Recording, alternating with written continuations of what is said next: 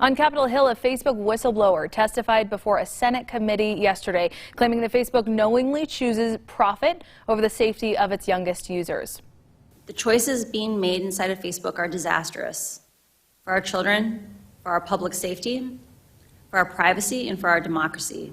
Frances Haugen, who you just heard from, was a former Facebook project manager. She smuggled thousands of documents out of the company before she left, and some of the data she leaked, she says, shows Instagram, which is owned by Facebook, can be especially harmful to teenage girls. Facebook has responded to her testimony, saying Haugen never worked on child safety for them or for Instagram. She misrepresented the issues that she testified about, and she didn't work on these issues at Facebook, and I think that she's mischaracterized a lot of the documents that she stole.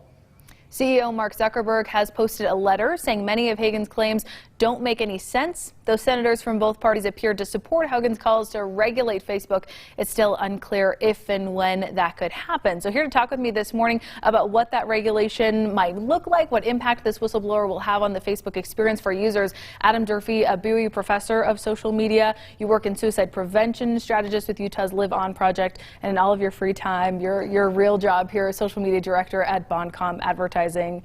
Talk about a slate, many hats. Well, thanks for having me on this morning, Sarah. I appreciate the chance to talk. This has been a fun story to follow for the past few days for those of us in social, and sort of looking at the parameters and how that might work. It's been really interesting and a lot of fun. Can we start with kind of maybe a 1,000-foot view here? What do you feel like this will really impact Facebook? Facebook's been kind of in the regulator sphere for a while now. Do you feel like this will really make a difference? The honest truth, and I'm sure everybody out there saying, of course it will, of course it will. I'm skeptical, and that's not because there aren't legitimate claims being brought up. It's simply because we see the pervasiveness of Facebook, of Instagram, and of WhatsApp in people's lives, not just here in the United States, but worldwide. I mean, we just had this experience a couple of days ago where the platforms go down for 6 hours, and what do you see?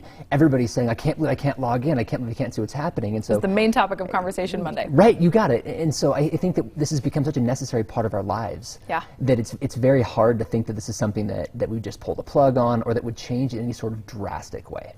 Okay, interesting. I want us to talk specifically about suicide prevention, especially given your work in that field here in Utah. The whistleblower claims Facebook's own research found that Instagram directly increased thoughts of suicide in teen girls. What might regulation responding to that claim even look like? What can legislators do? It's hard to think what we could actually regulate in ways to make this not happen, right? What are we saying? We're going to remove filters? We're going to make it so people can't post photos anymore? The regulation side, it sounds good. It's a public line that makes sense on Capitol Hill. It makes sense when we're trying to push sound bites of how we might be able to make effective change. But as far as common sense regulation, what might help to make a difference, that's really hard. In our work, in our project, we're saying, okay, instead of trying to combat what else is being posted, why don't we just choose to start putting better messaging into these platforms in the first place? Why don't we tell people that they are great the way they are? Why don't we tell people there's reasons to stay here, there's reasons to be here? As you said, I work with the Live On Utah project, and our goal is to tell people that things are okay, that it's worth being here and that people are loved. And I think putting better messaging into social is a much better short-term solution, at least when we're looking at these problems. We've only got a couple seconds left, but we could talk about this topic for days. I'm definitely interested. I think parents at home are interested. And I just want to end with, for parents who do want help, they think regulation might be a good idea. They want helping their teenage girls who might be struggling with this kind of navigate social media right now in the present. Do you have any resources or ideas, helpful tips for them? Yeah, here's the reality, right? Instagram itself sees more than 250,000 photos posted every single minute. The concept that human beings could moderate every single photo ever posted in live time to see its effect on people, that's just not a thing that's really possible. So when we look at saying, parents, how can we help? Get involved, start talking to kids. It's much better to tell them that Instagram, for example, is the best side of people. It's the best thing that happened to them that day, that week, that month. It's the best side. It's the most touched up photo. It's one of 40 they took and the one that was worth showing. Help kids understand that this is not everyday life for people. And I think helping to normalize what we're seeing is a much better way to attempt this at the beginning, rather than wait for some sort of regulation to come down and maybe make some big difference in our lives. Right.